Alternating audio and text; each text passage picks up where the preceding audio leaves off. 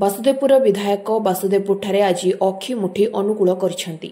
ପ୍ରଦେଶ କଂଗ୍ରେସ ଆହ୍ୱାନ କ୍ରମେ ବାସୁଦେବପୁର ବିଧାୟକ ଶ୍ରୀ ଅଶୋକ ଦାସଙ୍କ ସମେତ ବିଭିନ୍ନ ପଞ୍ଚାୟତର ସରପଞ୍ଚଙ୍କ ସହ ବହୁ କଂଗ୍ରେସ କର୍ମୀ ନିଉଣ୍ଡିଆସ୍ଥିତ ଏକ ବିଲରେ ଏକଜୁଟ ହୋଇଥିଲେ। ସେଠାରେ ପ୍ରଥମେ ପୂଜାପାଠ ପରେ ବିଧାୟକ ଶ୍ରୀ ଦାସ ହଳ ଧରି ଲଙ୍ଗଳ ଚଳାଇଥିଲେ। ଶେଷରେ ବିଲରେ ବିହନ ପକାଇ ଅନୁକୂଳ କରିଥିଲେ। ये हूँ ओडिशार गोटे पारंपरिक पर्व एवं सारा भारतवर्ष लोक पालन करती। आज आपण उत्तराखंड जातु जोटा देवभूमि बोली कहुए। आज बद्रीनाथ द्वार खोलिबार भी व्यवस्था रही, केदारनाथ द्वार खोलिबार व्यवस्था रही एवं सर्वोपरि आमर जो परंपरा रही जे आज प्रभु को प्रार्थना करी जमी को भूमि पूजन करा जाई एवं जो माने आमको बलद माने सहयोग करी आम परंपरा अनुजाई आम कृषि आदि कार्य सहयोग करते पूजापाठ करा जाए। आज बीज बपन करा जाए, अखिमुठी अनुकूल करा जाए।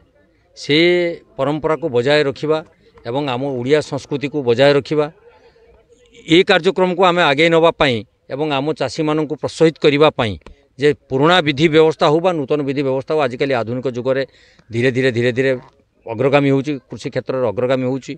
आज मध्य पवित्र चंदन यात्रार शुभारंभ, आज मध्य प्रभुंकर जो घोष यात्रा हम रथकाठ अनुकूल हबार दिवस, आज कौनसी विधि विधान नहीं, समस्त अनुकूल कार्य एवं समस्त मांगलिक कार्य आज दिन में करा जाई परिबो।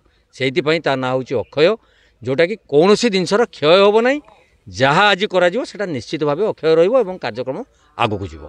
तेणु से उद्देश्य रे आज आमे जिला कांग्रेस कमिटी तरफ आमर बासुदेवपुर ठारे समस्त भाई मान सहयोग आज कार्यक्रम को आम सफल रूपे पालन कलु।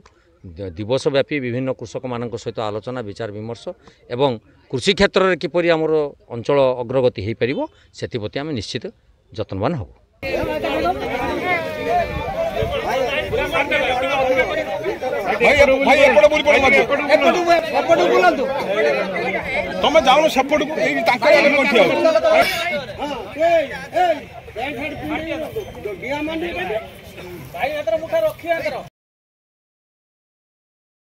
ବାସୁଦେବପୁର ମଧୁସ୍ମିତା ପଲ୍ଲାଙ୍କ रिपोर्ट, स्वतंत्र ओडिशा लाइव।